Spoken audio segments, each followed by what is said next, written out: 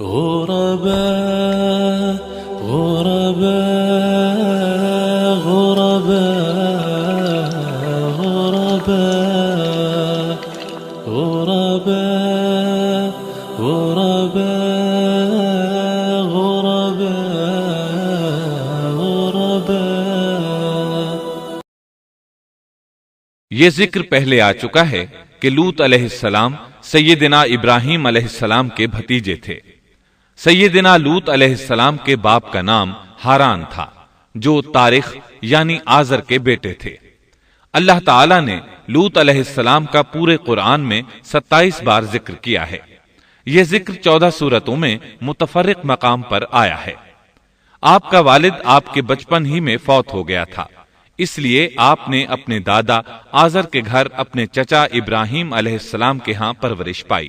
یہی وجہ ہے کہ ابراہیم علیہ السلام کو ان سے بے حد محبت تھی۔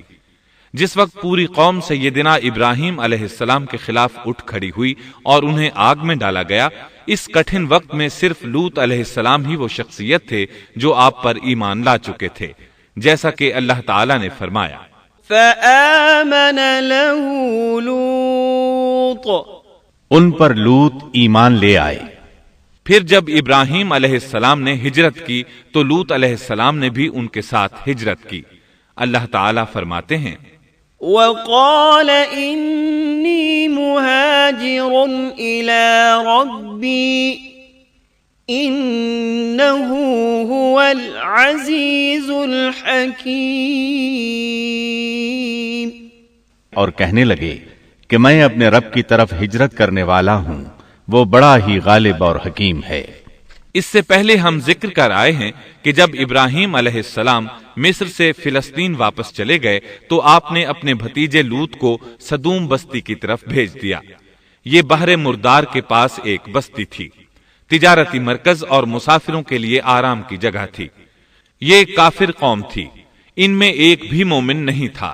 اللہ تعالیٰ فرماتے ہیں فأخرجنا من كان فيها من المؤمنين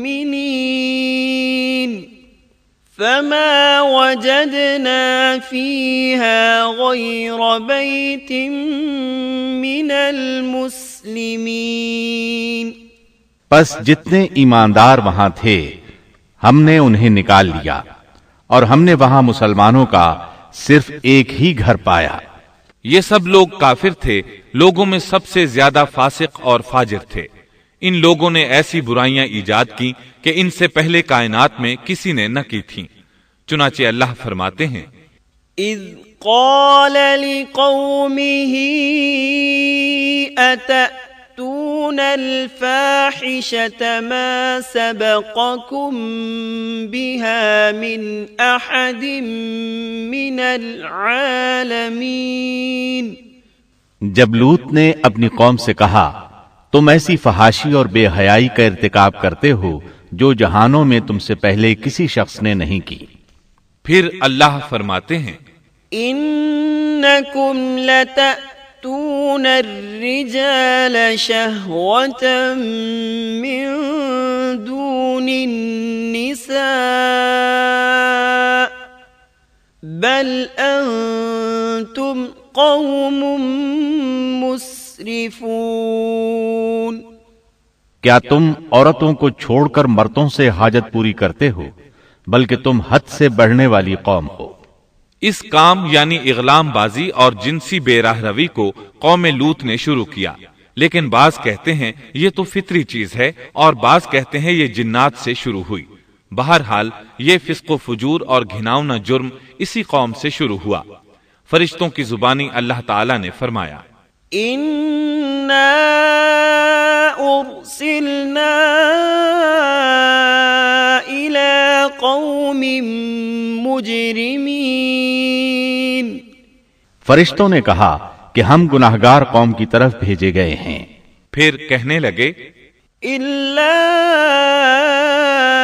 آلَ لُوطٍ إِنَّا لَمُنَجُّوهُمْ أَجْمَعِينَ إِلَّا امْرَأَتَهُ قَدَّرْنَا إنها لمن الغابرين مگر خاندان لوط کہ ہم ان سب کو تو ضرور بچا لیں گے سوائے اس کی بیوی کے کہ ہم نے اسے رکنے اور باقی رہ جانے والوں میں مقرر کر دیا ہے۔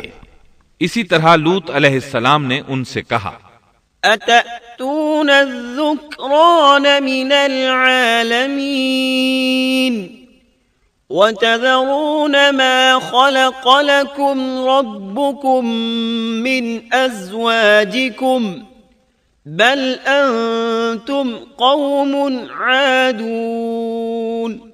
کیا تم جہان والوں میں سے مردوں کے ساتھ شہوت رانی کرتے ہو اور تمہاری جن عورتوں کو اللہ نے تمہارا جوڑ بنایا ہے ان کو چھوڑ دیتے ہو، بلکہ تم ہو ہی حد سے گزر جانے والے۔ اللہ تعالیٰ نے قرآن میں کتنے ہی مقامات پر اس گناہ کی برائی اور قباحت بیان فرمائی ہے، اس لیے کہ یہ نہایت سنگین اور گھناؤنا جرم ہے۔ اللہ تعالیٰ فرماتے ہیں، وَلُوطًا إِذْ قَالَ لِقَوْمِهِ أَتَأْتُونَ الْفَاحِشَةَ وَأَنْتُمْ تُبْصِرُونَ أَإِنَّكُمْ لَتَأْتُونَ الرِّجَالَ شَهْوَةً مِّن دُونِ النِّسَاءِ بل انتم قوم تجہلون۔ اور لوط کا ذکر کر جبکہ اس نے اپنی قوم سے کہا کہ کیا باوجود دیکھنے بھالنے کے پھر بھی تم بدکاری کرتے ہو؟ یہ کیا بات ہے کہ تم عورتوں کو چھوڑ کر مردوں کے پاس شہوت سے آتے ہو؟ حق یہ ہے کہ تم بڑی ہی نادانی کر رہے ہو۔ اللہ تعالیٰ نے اس قوم کی قبیح خصلتوں کا جتنا ذکر کیا ہے کسی اور قوم کا نہیں کیا۔ انہیں کافر، مجرم، جاہل اور حد سے بڑھنے والا کہا گیا، کہیں فضول خرچی کرنے والے اور فاسق کہا گیا۔ یہ تمام برائیاں ان میں موجود تھیں۔ اللہ تعالیٰ فرماتے ہیں، وَلُوطًا إِذْ قَالَ لِقَوْمِهِ إِنَّكُمْ لَتَأْتُونَ الْفَاحِشَةَ مَا سَبَقَكُمْ بِهَا مِنْ أَحَدٍ مِّنَ الْعَالَمِينَ أَإِنَّكُمْ لَتَأْتُونَ الرِّجَالَ وَتَقْطَعُونَ السَّبِيلَ وَتَأْتُونَ فِي نَادِيكُمُ الْمُنكَرَ۔ اور لوط کو یاد کرو جب انہوں نے اپنی قوم سے کہا تم ایسی فحاشی کرتے ہو کہ تم سے پہلے کسی جہاں والے نے نہیں کی۔ کیا تم مردوں کے پاس بدفعلی کے لیے آتے ہو اور راستوں میں ڈاکے ڈالتے ہو اور مجالس میں نہایت برے کام کرتے ہو؟ یہ لوگ اس قدر خبیث تھے کہ بھری مجلس میں برے برے کام کرتے تھے۔ مثلا سب کی موجودگی میں زوردار آواز کے ساتھ ہوا خارج کرتے، پھر اپنی اس حرکت پر ہنستے۔ غرض یہ کہ برائی کی تمام تر صفات ان میں موجود تھیں۔ لوط علیہ السلام پھر بھی انہیں سمجھاتے رہے لیکن وہ جھٹلاتے ہی رہے۔ اللہ تعالیٰ فرماتے ہیں، كذبت قوم لوط المرسلين إذ قال لهم أخوهم لوط ألا تتقون إني لكم رسول أمين فاتقوا الله وأطيعون وما أسألكم عليه من أجر إن أجري إلا على رب العالمين۔ قوم لوط نے پیغمبروں کو جھٹلایا جبکہ ان کے بھائی لوط نے ان سے کہا کہ تم اللہ کا خوف نہیں رکھتے۔ میں بلا شبہ تمہاری طرف امانت والا پیغمبر ہوں، البتہ اللہ سے ڈرو اور میری اطاعت کرو، اور اس کام پر میں تم سے کوئی اجرت اور مزدوری نہیں چاہتا۔ میرا اجر تو صرف اور صرف جہانوں کو پالنے والے کے ذمے ہے۔ انبیاء کا مشن ہی یہ ہوتا ہے کہ تبلیغ کرتے رہیں، لہٰذا لوط علیہ السلام دعوت دیتے رہے، لیکن دعوت کے نتیجے میں قوم کا رد عمل کیا تھا اللہ نے اس کا بھی ذکر کیا ہے۔ فرمایا، فما كان جواب قومه إلا أن قالوا ائتنا بعذاب الله إن كنت من الصادقين. پس اس کی قوم کا جواب یہی ہوتا کہ اللہ کا عذاب لیا اگر تو سچا ہے. اسلام دشمن اور کافر قوموں کا جواب یہی ہوتا ہے. قوم عاد اور قوم سمود نے بھی یہی جواب دیا تھا. دوسری آیت میں ہے وَلَقَدْ أَنذَرَهُمْ بَطْشَتَنَا فَتَمَارَوْا بِالنُّذُرِ. لوط نے انہیں ہماری پکڑ سے ڈرایا، یعنی انہوں نے کہا اے قوم اللہ کی پکڑ سے اور عذاب سے بچ جاؤ، محتاط ہو جاؤ. اس کی لاٹھی بے آواز ہے لیکن وہ ڈرانے والوں سے بھی جھگڑتے ہی رہے. ایک اور آیت میں اللہ فرماتے ہیں وَمَا كَانَ جَوَابَ قَوْمِهِ إِلَّا أَن قَالُوا أَخْرِجُوهُم مِّن قَرْيَتِكُمْ إِنَّهُمْ أُنَاسٌ يَتَطَهَّرُونَ. اور ان کی قوم سے کوئی جواب نہ بن پڑا بجز اس کے کہ آپس میں کہنے لگے کہ ان لوگوں کو اپنی بستی سے نکال دو، یہ پاک باز بننے کی کوشش کرتے ہیں. چونکہ یہ سب کے سب لوگ فحاشی، عریانی، بے حیائی، بے غیرتی، فسق و فجور اور بدکاری میں مصروف تھے، ان کے نزدیک پاکیزگی اختیار کرنا بے معنی کام بن چکا تھا. لوط علیہ السلام اور ان کی بیٹیوں کے علاوہ کوئی شخص پاک نہ تھا، سب کے سب غلاظت میں ڈوبے ہوئے تھے. چنانچہ انہوں نے لوط علیہ السلام کو اپنی بستی سے نکال باہر کرنے کا فیصلہ کیا.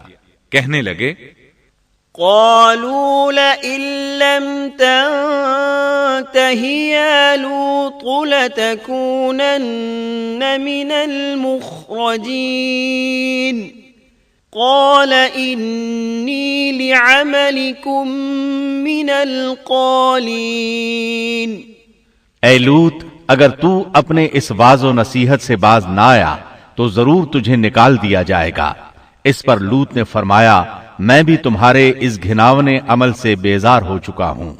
چنانچہ لوط علیہ السلام اس موقع پر وہاں سے نکل آئے اور اپنے رب سے یوں دعا گو ہوئے رب نجنی وأہلی مما يعملون. اے میرے پروردگار مجھے اور میرے اہل کو ان کے عمل سے بچا لے اور نجات عطا فرما. کتنی ہی آیات میں ہے کہ ان لوگوں نے لوط علیہ السلام کو بستی سے نکالنے کا عزم کر رکھا تھا، اور لوط علیہ السلام اس پوری بستی میں بے یار و مددگار تھے. وہاں ان کا کوئی خاندان تو تھا نہیں، لہٰذا گھر میں ہی بیٹھے رہے، دعا کرتے رہے. قال رب انصرنی علی القوم المفسدین. اے پروردگار اس فسادی قوم کے خلاف میری مدد فرما. اس دعا سے اس قوم کی ایک اور خصلت معلوم ہوئی، اور وہ یہ کہ وہ فسادی بھی تھے. سو اللہ نے دعا قبول فرمائی، فرشتے بھیجے، جبرائیل، میکائیل اور ملک الموت، اور بعض روایات کے مطابق اسرافیل کو بھی ان کے ساتھ بھیجا گیا. وہ سب سے پہلے ابراہیم علیہ السلام کے پاس آئے تاکہ انہیں اسحاق علیہ السلام کی بشارت دیں. آخر کار یہاں سے فرشتوں نے سدوم کا رخ کیا. یہ فرشتے وہاں نوجوان لڑکوں کی صورت میں پہنچے، ان کی ٹولیوں کے پاس سے گزرے تاکہ انہیں آزما لیا جائے، ان پر حجت قائم ہو جائے. مطلب یہ کہ اللہ تعالیٰ نے فرشتوں سے کہا تھا کہ ان لوگوں کو اس وقت تک ہلاک نہ کرنا جب تک کہ ان کے نبی کو ان پر الزام لگاتے نہ دیکھ لو. چنانچہ یہ فرشتے نوجوان اور خوبرو لڑکوں کی صورت میں بستی کے کنارے پہنچ گئے. لوط علیہ السلام کی ایک بیٹی بستی سے باہر کنارے پر رہتی تھی. جب اس نے انہیں دیکھا تو ڈر گئی. اس نے سوچا ہماری قوم کے لوگوں نے اگر انہیں دیکھ لیا تو ضرور ان سے برائی کر کے رہیں گے. اس لیے وہ اپنے والد لوط علیہ السلام کی طرف دوڑی. ان کے پاس پہنچ کر کہنے لگی میں نے چند نوجوان لڑکوں کو دیکھا ہے اور میں ان کے بارے میں خوف زدہ ہوں. لوط علیہ السلام جلدی سے ان کی طرف آئے. ان سے پوچھا آپ کیسے آئے ہیں؟ انہوں نے بتایا ہم آپ کے مہمان ہیں. لوط علیہ السلام چاہتے تھے انہیں باہر ہی سے دوسری طرف روانہ کر دیں، لیکن جب انہوں نے کہا کہ ہم مہمان ہیں تو وہ انہیں جانے کے لیے نہ کہہ سکے، چنانچہ ان سے بولے، اللہ کی قسم، زمین کی پشت پر اس سے خبیث اور گندی قوم ہم نے نہیں دیکھی، اور نہ ہی کسی کے بارے میں ایسا معلوم ہوا۔ آپ نے 2 بارہ، 6 بارہ اور پھر 4تھی بار بھی ان سے یہی بات کہی، تاکہ ان نوجوانوں کو حالات کا علم ہو جائے، وہ بھانپ لیں۔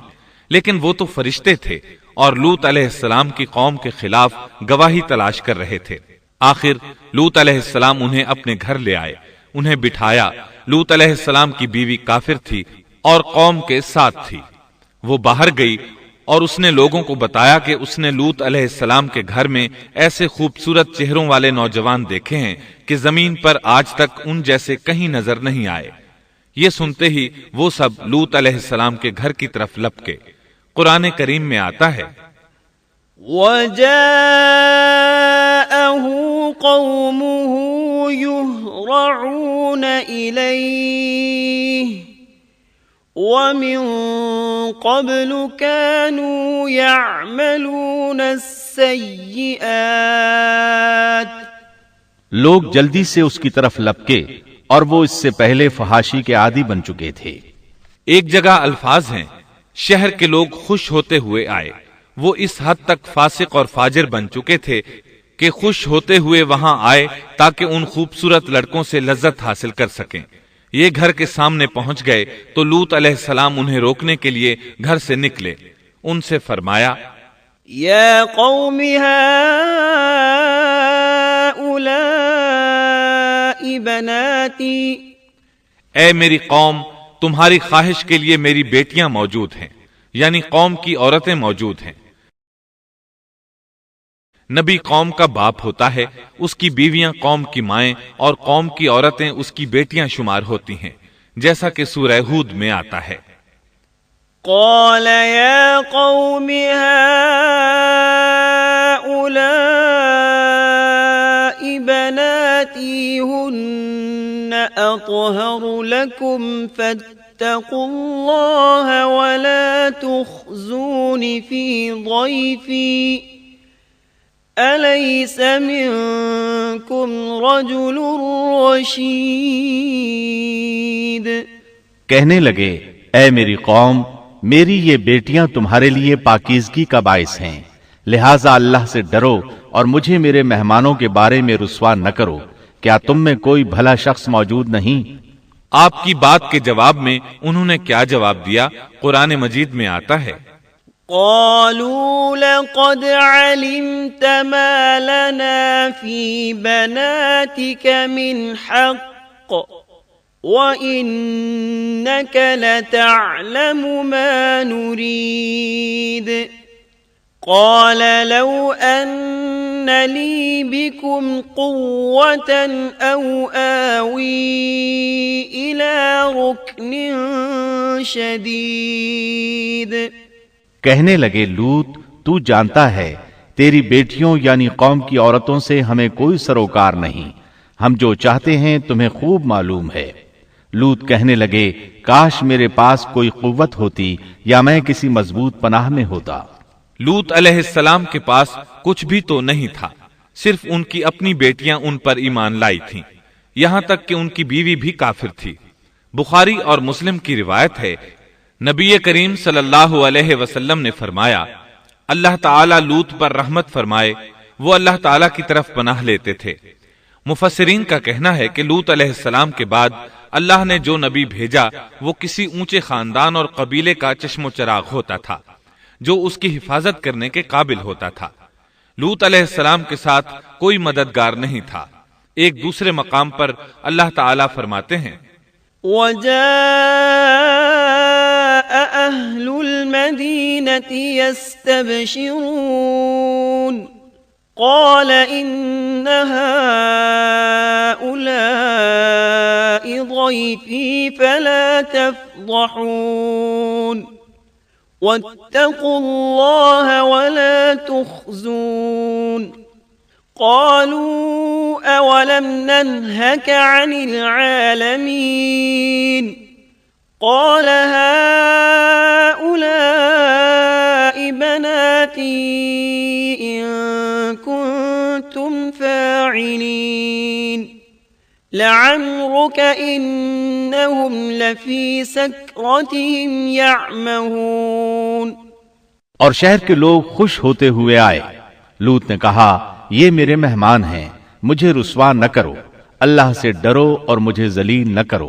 انہوں نے کہا کیا ہم نے تجھے جہان والوں کے بارے میں منع نہیں کیا؟ یعنی انہوں نے آپ کو تبلیغ وغیرہ سے بھی روک دیا تھا۔ لوط نے کہا اگر خواہش پوری کرنا چاہتے ہو تو میری بیٹیاں یعنی قوم کی عورتیں موجود ہیں، ان سے کر لو۔ اے پیغمبر تیری عمر کی قسم وہ لوگ اپنی مدہوشی میں مست تھے۔ اللہ تعالیٰ نے کسی انسان کی عمر کی قسم نہیں کھائی سوائے نبی کریم صلی اللہ علیہ وسلم کے، اور یہ اعزاز آپ کے شرف، عزت اور تکریم پر دلیل ہے۔ اب ان لوگوں نے گھر میں داخل ہونے کی تیاری کر لی۔ ادھر لوط علیہ السلام نے اپنے تینوں مہمانوں کی طرف دیکھا۔ آپ ان کے لیے فکر مند تھے، لیکن وہ یہ دیکھ کر حیران ہوئے بغیر نہ رہے کہ وہ تینوں بالکل بے فکر بیٹھے تھے۔ اس وقت کی کیفیت اللہ تعالیٰ نے قرآن مجید میں یوں بیان فرمائی ہے، قال إنكم قوم منكرون قالوا بل جئناك بما كانوا فيه يمترون وأتيناك بالحق وإنا لصادقون۔ لوط کہنے لگے تم لوگ تو کچھ انجان سے معلوم ہو رہے ہو۔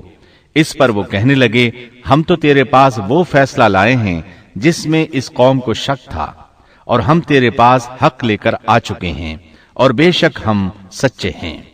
سورۃ العنکبوت میں اللہ تعالیٰ فرماتے ہیں، وقالوا لا تخف ولا تحزن إنا منجوك وأهلك إلا امرأتك كانت من الغابرين إنا منزلون على أهل هذه القرية رجزا من السماء بما كانوا يفسقون۔ فرشتوں نے کہا اے لوط نہ ڈر اور غم نہ کھا، یقیناً ہم تجھے اور تیرے اہل کو سوائے تیری بیوی کے نجات دیں گے، وہ پیچھے رہ جانے والوں میں سے ہوگی۔ ہم اس بستی والوں پر ان کے گناہوں کے سبب آسمان سے عذاب نازل کرنے والے ہیں۔ انہوں نے یہ بھی کہا، قالوا يا لوط إنا رسل ربك لن يصلوا إليك۔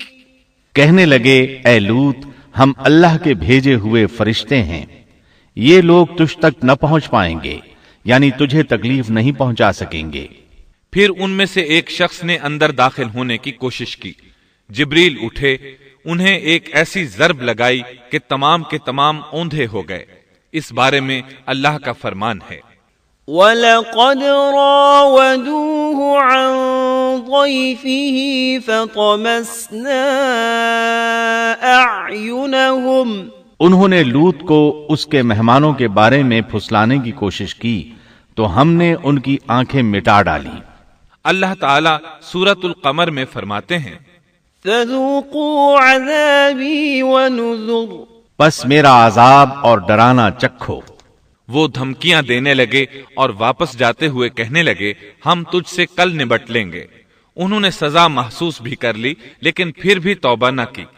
اس وقت فرشتوں نے کہا، إِنَّ مَوْعِدَهُمُ الصُّبْحُ أَلَيْسَ الصُّبْحُ بِقَرِيبٍ۔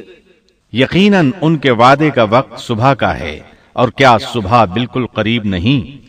صبح تک انہیں مہلت مل گئی۔ فرشتوں نے کہا، فَأَسْرِ بِأَهْلِكَ بِقِطْعٍ مِّنَ اللَّيْلِ وَاتَّبِعْ أَدْبَارَهُمْ وَلَا يَلْتَفِتْ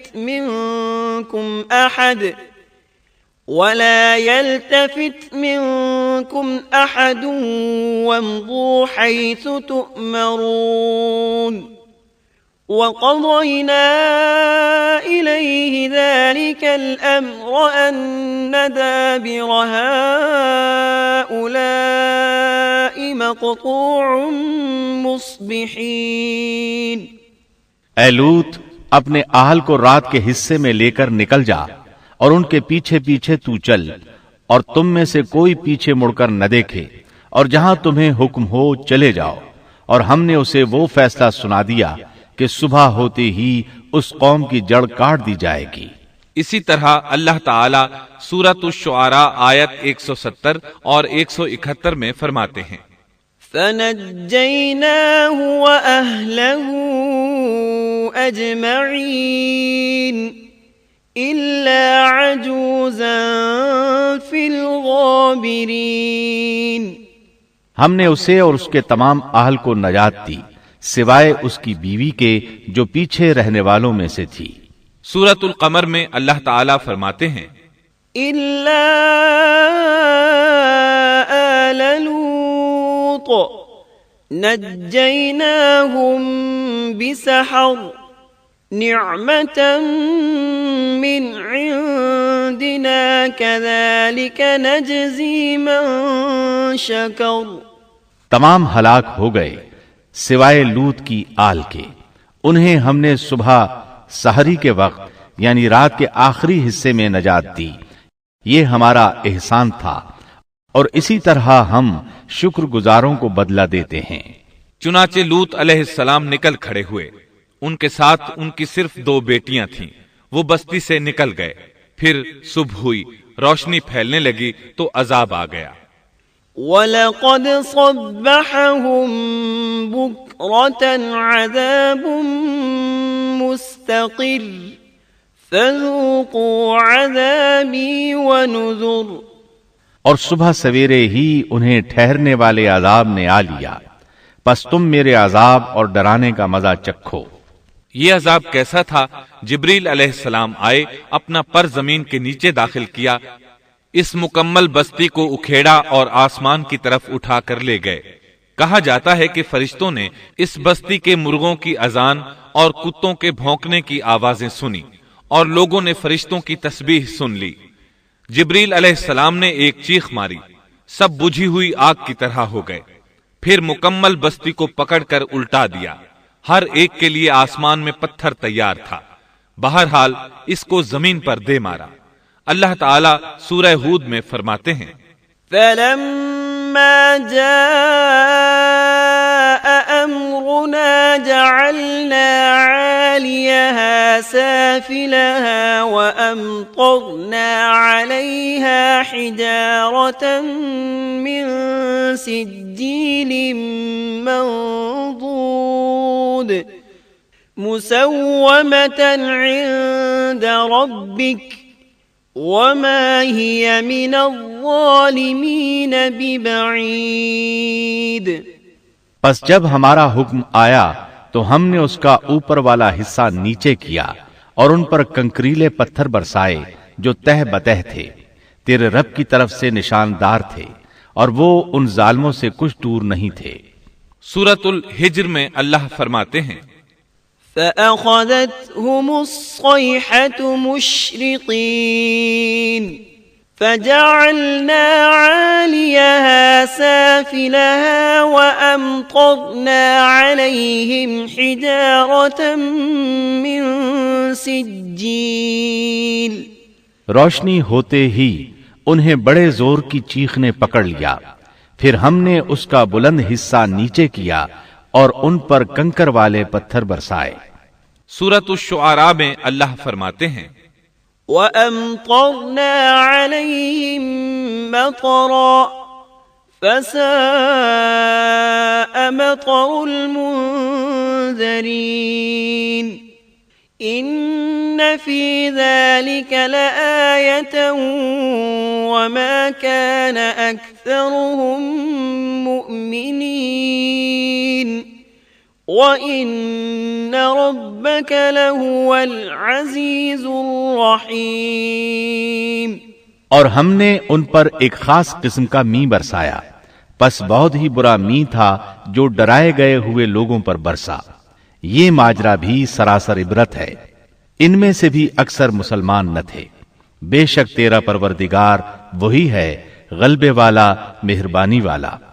सूरत उन-नज्म में अल्लाह फरमाते हैं, والمؤتفكة أهوى فغشاها ما غشا فبأي آلاء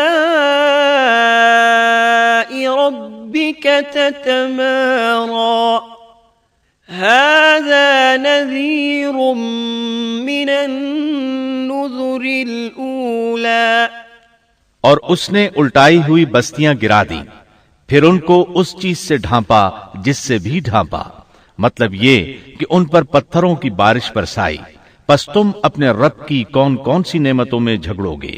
یہ شخص بھی پہلے ڈرانے والوں کی طرح ایک ڈرانے والا ہے۔ اس طرح یہ بستی سدوم بحر مردار کے علاقے میں تہس نہس ہو گئی، اور اس کے آثار و نشانات قیامت تک کے لیے چھوڑ دیے گئے ہیں۔ ان نشانات کو اسی لیے باقی چھوڑا گیا ہے کہ سارا جہان ان کو دیکھ کر عبرت پکڑے، فحاشیوں سے باز آ جائے، خاص طور پر سب سے بڑی فحاشی جو قوم لوط کا عمل تھا اس سے باز آ جائیں۔ سیدنا لوط علیہ السلام کے اس قصے میں قرآن حکیم اور احادیث نبوی سے یہ بات ثابت ہوتی ہے کہ سیدنا لوط علیہ السلام جس قوم کی طرف مبعوث کیے گئے تھے وہ قوم اخلاق کے اعتبار سے بالکل ختم ہو چکی تھی، اور اب اس کی اصلاح ناممکن ہو چکی تھی۔ اس قوم نے اپنے جرم کو جرم بھی نہیں سمجھا تھا۔ عام مقامات پر اعلانیہ بے حیائی کرنا ان کا مشغلہ تھا۔ یہ ایسا عمل تھا جس کی ماضی میں کوئی نظیر نہیں ملتی۔ مردوں کا مردوں سے اختلاط اور عورتوں کا عورتوں سے، یہ ایسا فعل تھا جو جنگل کے وحشی جانور بھی نہیں کرتے۔ یہی وجہ تھی کہ یہ قوم اپنے میں سے کچھ نیک لوگوں کو بھی برداشت نہیں کرتی تھی۔ وہ انہیں نیکی اور شرافت کی دعوت دیتے تھے، اسی لیے وہ ان کے سخت مخالف ہو گئے تھے۔ قرآن کریم نے اس قوم کے 3 بڑے جرائم کا ذکر کیا ہے۔ یہ کہ تم مردوں سے بدفعلی کرتے ہو، مسافروں کو لوٹ لیتے ہو، عام مجلسوں میں اعلانیہ فحاشی کرتے ہو۔ ان 3 گناہوں میں سے سب سے پہلا گناہ بدترین گناہ تھا۔ یہ گناہ اس قوم سے پہلے کسی نے نہیں کیا تھا، گویا وہ اس گناہ کو ایجاد کرنے والے تھے، اور یہ گناہ زنا سے بھی زیادہ شدید ہے۔ قرآن کریم اور احادیث کی روح سے اغلام بازی ایک بدترین گناہ ہے۔ احادیث میں اس گناہ کی مختلف سزائیں آئی ہیں۔ ایک روایت میں ہے کہ فاعل اور مفعول دونوں کو قتل کر دو۔ بستی سدوم عذاب کے نزول سے قبل کن حالات سے دوچار تھی، سورۃ الزاریات آیت 35 اور 36 میں یوں بیان ہوا ہے، پھر ہم نے ان سب لوگوں کو نکال لیا جو اس بستی میں مومن تھے، یعنی لوط علیہ السلام اور ان پر ایمان لانے والے، سو ہم نے اس بستی میں سوائے ایک گھر کے مسلمانوں کا کوئی گھر نہ پایا۔ اس کا مطلب ہے وہاں صرف سیدنا لوط علیہ السلام اور ان کا گھرانہ مسلمان تھا، باقی سب گھر کافروں کے تھے۔